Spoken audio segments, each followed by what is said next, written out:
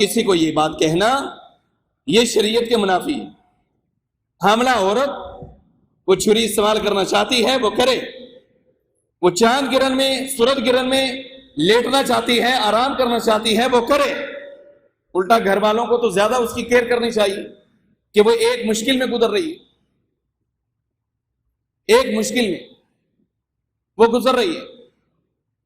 اللہ اکبر، اللہ نے اس کا اجر ہی اتنا لکھا ہے نا، جب وہ وضع حمل کرتی ہے اس کا اجر، اگر اس حالت میں فوت ہو جاتی ہے تو شہادت کا درجہ اسے دیا گیا ہے۔ ڈیلیوری کے ٹائم پہ اگر عورت دوران ڈیلیوری فوت ہو جاتی ہے تو وہ فوت نہیں ہو گئی، اللہ کے نبی فرماتے ہیں کہ شہادت کا درجہ اللہ اسے عطا کرے گا۔ وہ تو ایک مشکل میں ہے، اور ہم اس کی مشکل کو اور زیادہ بڑھا دیتے ہیں صرف ہندوؤں سے لیے ہوئے عقیدے کے اوپر کہ یہ چاند اور یہ سورج جو گرہن لگا ہے اس کا نقصان حاملہ کے اوپر ہوگا کہ بچہ نابینا پیدا ہو جائے گا، بچہ بھینگا پیدا ہو جائے گا، بچہ کانا پیدا ہو جائے گا، بچہ بہرا پیدا ہو جائے گا، بچہ لنگڑا پیدا ہو جائے گا۔ قُلْ لَن يُصِيبَنَا إِلَّا مَا كَتَبَ اللَّهُ لَنَا، اے اللہ کے نبی علیہ السلام کہہ دو کہ میرے نصیب میں جو میرے مالک نے لکھا ہے مجھے اس سے زیادہ کبھی نہیں مل سکتا۔ مصیبت اتنی ہی آئے گی، اتنا ہی پہنچے گا جتنا میرے کھاتے میں وہ نفع ہو وہ نقصان ہو۔ تو اس طرح ہم سفر کو منحوس سمجھتے ہیں تو وہ بھی میں نے ثابت کیا کہ سفر کا مہینہ منحوس نہیں ہے۔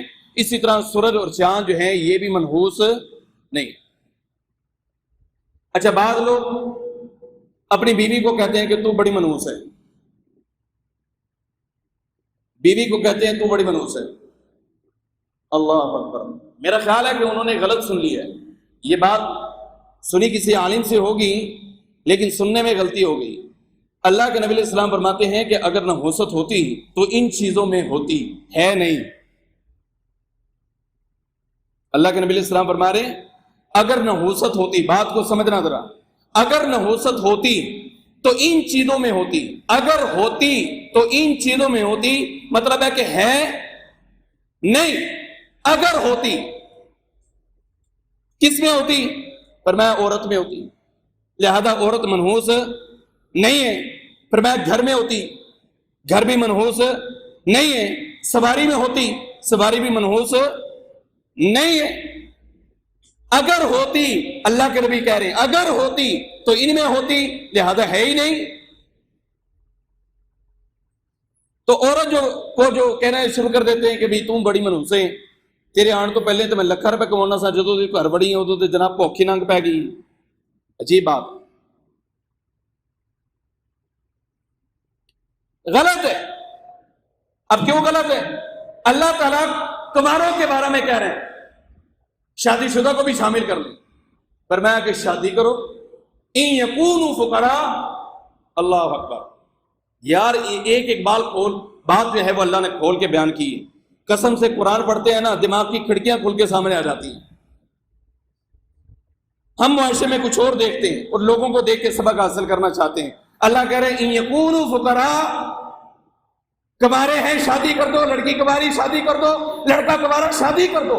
اگر یہ دونوں شادی کرنے والے فقیر ہیں اللہ اپنے فضل سے ان کو غنی کر دے گا، بے نیاز کر دے گا۔ ثلاثۃ ضامن علی اللہ حق علی اللہ عون، اللہ کے نبی علیہ السلام فرماتے ہیں تین قسم کے لوگ ایسے ہیں کہ اللہ کہتا ہے میری ضمانت ہے، میں ضامن ہوں، میرے اوپر حق ہے، واجب ہے، عون، ان کی مدد کرنا۔ تین قسم کے بندوں کی مدد کرنا، اللہ کہہ رہا ہے کہ میرا حق ہے کہ میں ان کی مدد کروں گا۔ کیا بات ہے یار، مجھے پیدا کس نے کیے؟ اللہ نے۔ مجھے پیدا کس نے کیے؟ اللہ نے۔ کھلاتا مجھے کون ہے؟ اللہ۔ پلاتا کون ہے؟ اللہ۔ یہ بولنے کی آج صلاحیت کس نے دی؟ اللہ نے۔ سب کچھ اللہ نے دیا ہوا ہے، اس کے باوجود وہ کہتے ہیں کہ تین بندے ایسے ہیں کہ میرے اوپر واجب ہے کہ میں ان کی مدد کروں گا۔ تو یار پہلے بھی تو اندھی کھا رہے، لیکن وہ اپنے اوپر واجب کر رہے ہیں۔ اس کے بارے میں فرمایا الناکح المستعفف۔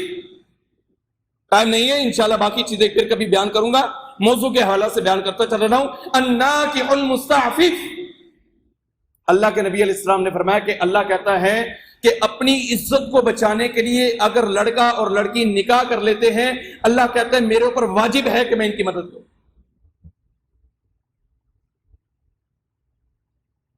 ہوں دسو کہ بڈھی منحوس ہے کہ نہیں نا؟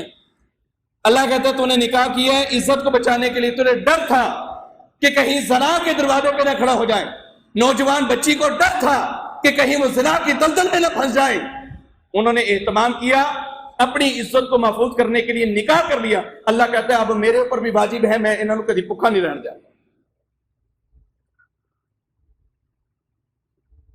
ان کو بھوکا نہیں رہنے دیا۔ اللہ اکبر۔ نوجوانوں اور کماروں،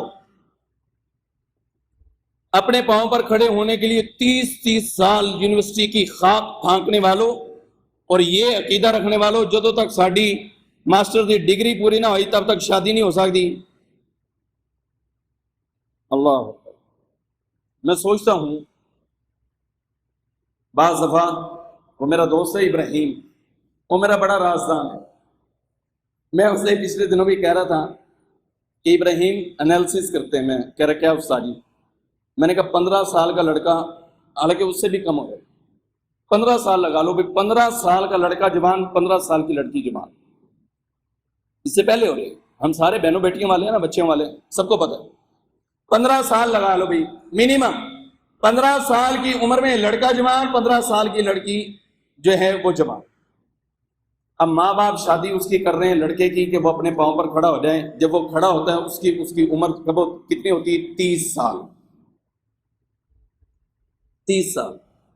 ایک نوجوان بچی جو جوان ہو گئی تھی 15 سال میں، اب اس کی شادی جب کر رہے ہیں اس لیے کہ اس نے ماسٹر کرنا تھا، پھر ایم اے فلسفی اس نے کرنی تھی، پھر اس نے وہ جناب ایم فل کرنے کے بعد پھر اس نے پی ایچ ڈی چونکہ کرنی تھی۔ اب پی ایچ ڈی جب اس کی مکمل ہوئی ہے تو یہ منیمم عمر ہے، منیمم پی ایچ ڈی کرنے والی لڑکی ہو یا لڑکا منیمم 30 سال۔ کیا خیال ہے؟ اس سے زیادہ میں ہی ہو رہی ہے۔ اب جب پی ایچ ڈی ہوئی ہے پھر ماں باپ کو خیال آیا کہ اب بھی لڑکی جناب وہ بھی جاب لگ گئی اور لڑکا جناب اس کے پاس بھی جاب ہے، لہذا اب ان کی شادی کرو۔ برا نہیں ماننا، ہم سب بہنوں بیٹیوں والے ہیں، سب، میری بھی ہیں، آپ کی بھی ہیں، ہم سب کی ہیں۔ مجھے بتلاؤ کہ 15 سال میں جوان ہونے والا لڑکا ہو یا لڑکی ہو اور 30 سال کی عمر میں جا کے ہم لڑکے اور لڑکی کی شادی کر رہے ہیں جو بیچ میں 15 سال ہے، اللہ نہ کرے، کیا خیال ہے؟ بتاؤ گناہ کس پہ ہے؟ سمپل بات، اللہ نہ کرے۔ حالانکہ وہ ان کے جسم کی ضرورت ہے، کوئی یہ کہے کہ انہوں نے اگ لگی، یہ بات غلط ہے۔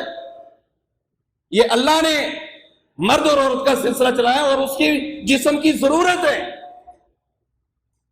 جو ماں باپ پوری نہیں کر رہے، اور وہ یہ سوچ رہے ہیں کہ بس یہ تھوڑا دن پڑھ لے اور پڑھ لے اور پڑھ لے اور پڑھ لے۔ اللہ کا واسطہ رہا ویکو ہاتھ بنے، اللہ کا واسطہ ہے، اپنی بچیوں کو اپنے دروازوں پر بٹھا کے اپنی جہنم کو نہ خریدو۔ تعلیم بعد میں بھی پوری ہو سکتی۔ میرا دوست 5 بچوں کا باپ ہے، اب اس نے پی ایچ ڈی کی، کیا نہیں کر سکتا کوئی؟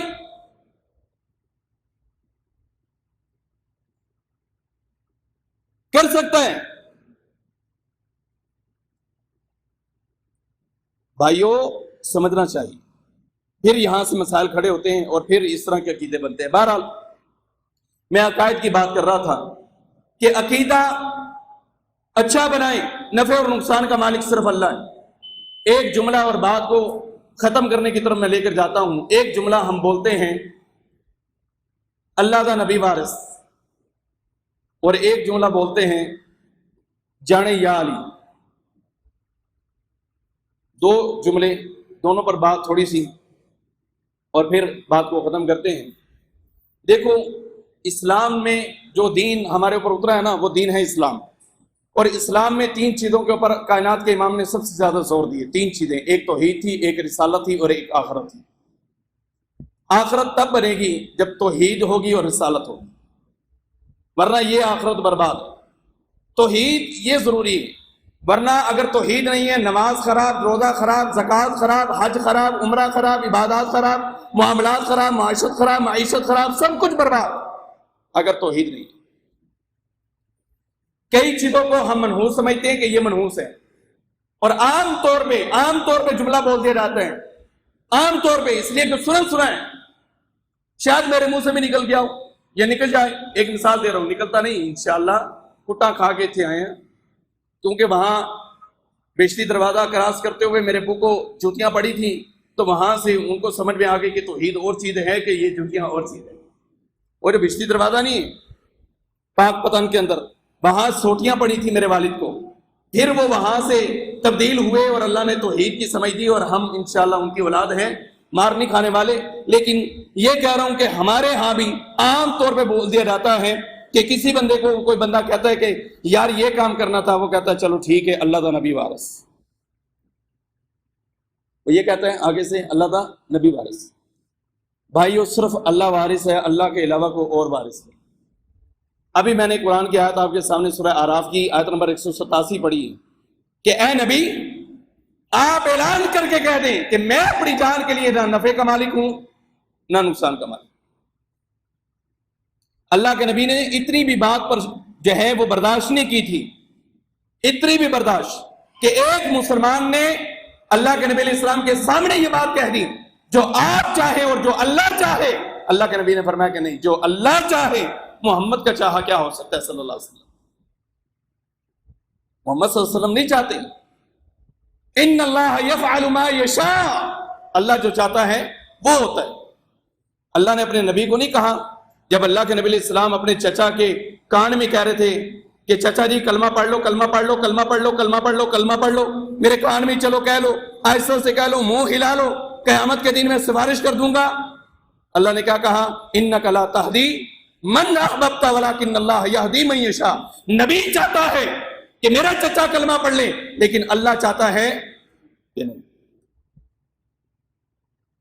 جب میرے نبی کا چاہا اللہ کو برداشت نہیں ہے تو پھر اللہ دا نبی وارث کیسے ہو سکتا ہے؟ مجھے بس یہ تھوڑی سی بات سمجھا دے، میں یار سمجھنا چاہتا ہوں، مجھے کوئی یہ بات سمجھا دے کہ اللہ کا نبی وارث کیسے ہوتا ہے. کیا خیال ہے؟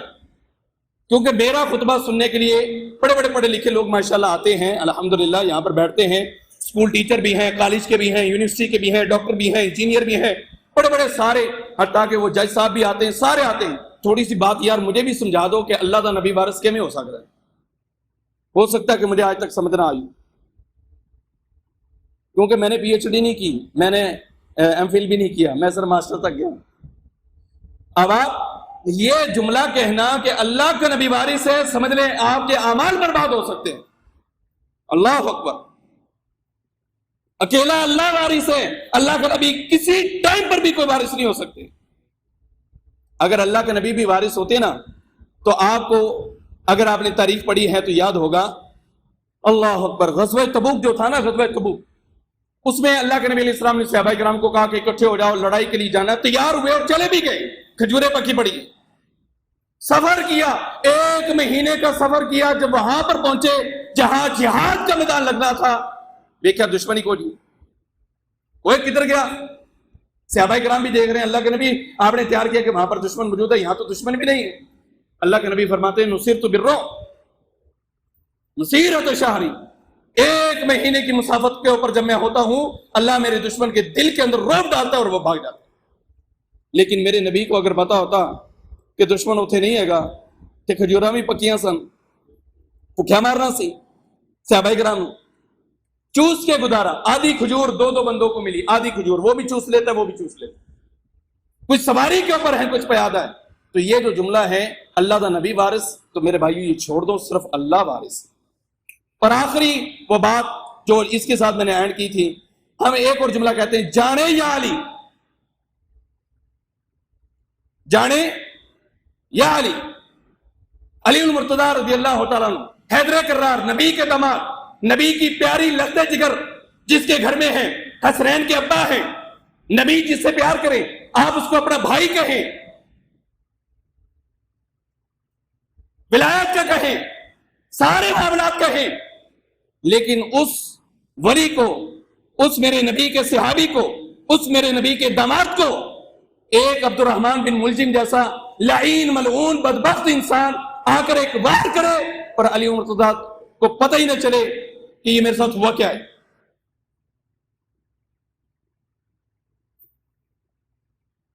یار سمپل جی گل میں تو اندازنا مسجد کی اس جانب اکثر کتے بیٹھے ہوتے ہیں. اگر مجھے پتا ہو کہ اس طرح میں جاؤں گا تو کتے پڑ جائیں گے، کیا میں جاؤں گا؟ میں نہیں جاؤں گا. علی رضی اللہ عنہ کو اگر پتا ہوتا کہ میں اب نکل رہا ہوں گھوڑے کے اوپر اور عبد الرحمن مجھے قتل کرے گا، شہید کرے گا، وار کرے گا، وہ کبھی نکلتے؟ جب انہیں خود ہی نہیں پتا تو ہم کیسے کہہ دیتے ہیں بڑے چپکے سے جانے یا علی؟ تو یہ بات غلط ہے. صرف اللہ جانتا ہے. کون جانتا ہے؟ اللہ جانتا ہے. سورہ لقمان پڑھیں، آخری آپ پڑھیں، ان اللہ عندہ علم الساعہ وینزل الغیث ویعلم ما فی الارحام. قیامت کا علم بھی اللہ کو، ماں کے پیٹ میں کیا ہے وہ بھی پتا اللہ کو، بارش کب اترنی ہے وہ بھی پتا اللہ کو، کل تو کیا کمائے گا وہ بھی اللہ کو، اور تو نے مرنا کہاں پر ہے یہ بھی پتا ہے اللہ کو. کیا خیال ہے؟ جانے یا اللہ؟ کیا کہنا ہے؟ جانے یا اللہ. اللہ ہی جانتا بھائی، اور کوئی نہیں جانتا، کوئی بھی نہیں جانتا، کوئی بشر نہیں جانتا، صرف اللہ جانتا ہے. تو عقیدے کو درست کریں. اللہ سے دعا ہے اللہ ملک